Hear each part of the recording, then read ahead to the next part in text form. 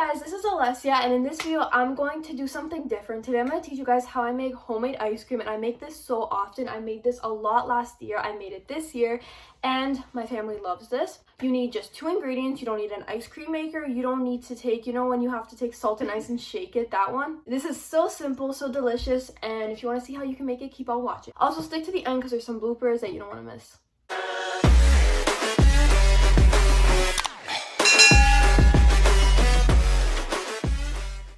No, the title wasn't truly clickbait. You need 2 ingredients. First, you're gonna need 35% whipping cream, and it's best if you get 1 liter, but they also sell it in like the 450 ml, and sweetened condensed milk. Doesn't matter the brand, comes out the same, you know?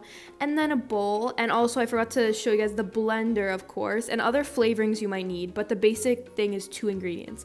So I filled it to 400 ml, I filled the whipping cream to 400 ml, and I just poured it into my bowl. It's best you have a deep bowl because, you know, when you blend it, it goes everywhere sometimes. Ended up opening the condensed milk too early, but then I basically plugged in the blender, and I was having trouble with this for some reason. I don't know why, but as I said, I do recommend using a electric mixer, not a handheld one, because even on high setting, which I recommend to use, your hand might get tired after a while. I can't talk today.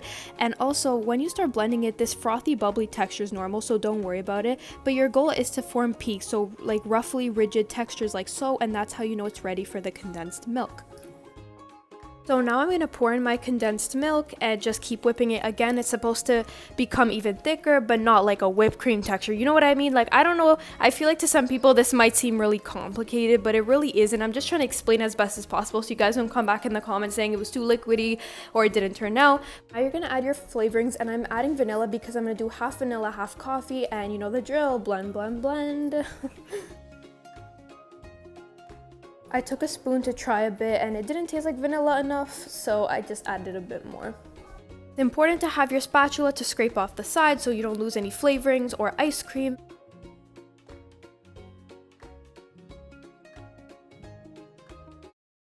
So the consistency is supposed to be like kind of like this, like thick, but not like whipped cream thick. So I made the coffee, and it's best to do it at the start so it can cool down. So I'm going to pour about halfway through the mug, and then I'm going to put it in the fridge or freezer to cool down, because if you put it when it's too hot, it's going to start melting the ice cream. Since I wanted half vanilla, I'm just going to pour half of it into this container. So now we're going to pour in the coffee that we cooled down before. If it's room temperature, slightly warm or even cool, that's still fine. And yes, I will admit that this will turn the ice cream a little bit more liquidy, but the ice cream still ends up being an amazing flavor and consistency. And by accident, I spilled a bit on the vanilla side, so I'm just going to clean that up. When you're adding flavorings, in this case coffee, you kind of have to trial and error, eye it, taste it along the way, and add as much or as little as you want so the taste satisfies you. Oh my gosh, why am I saying these things like this? I can't talk today. I meant to say when you're finally satisfied with the flavor, you're going to pop it in the freezer.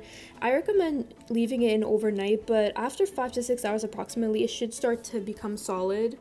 Look what we got here. The container turns into an ice cream bowl. And there you have it, ladies and gentlemen, your vanilla ice cream. And it looks a bit melted here because, yes, I did leave it out. And now I'm just going to put some strawberry topping, and here you go. Now we're doing the ultimate taste test.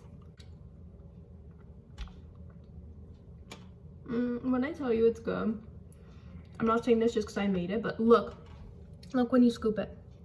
It's kind of melted a little bit. You can really taste the vanilla because it's natural vanilla. I love strawberry ice cream. I like strawberry flavored things. I also made mint chocolate chip, that was good.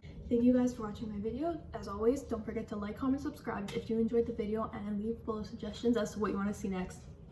You want some? Here. Unfortunately, I found out that my dad finished the whole coffee ice cream. He did. Duh. Can't find my magic spoons. I wonder why people don't watch me on a consistent basis. Yo, we shouldn't bait them with my tongue. I have this egg spoon. Now I gotta make a thumbnail, damn.